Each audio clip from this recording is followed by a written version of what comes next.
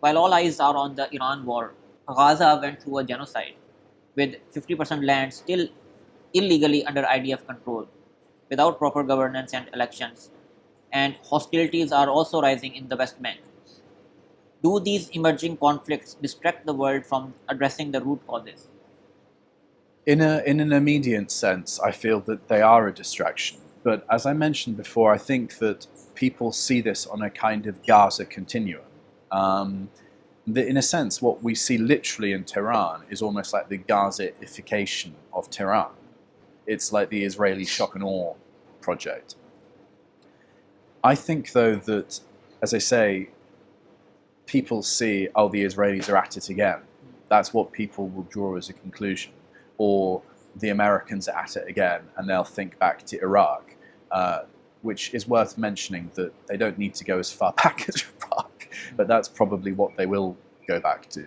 I think people see that with the shock and awe of the situation, and with the dynamic, and with the Secretary of War saying we're punching them while they're down and that's how it should be, I think people just raise their eyebrows and facepalm and just think, what the hell is happening to the world?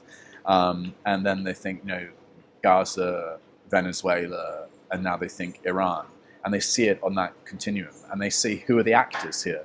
It wasn't Iran.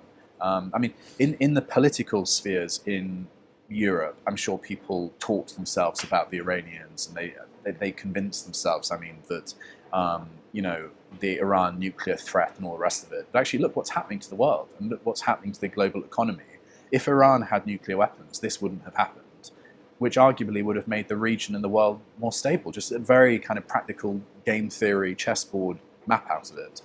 I think people can see that. So, as I say, I think this all just feeds into these are the destabilizing hooligan forces in the world.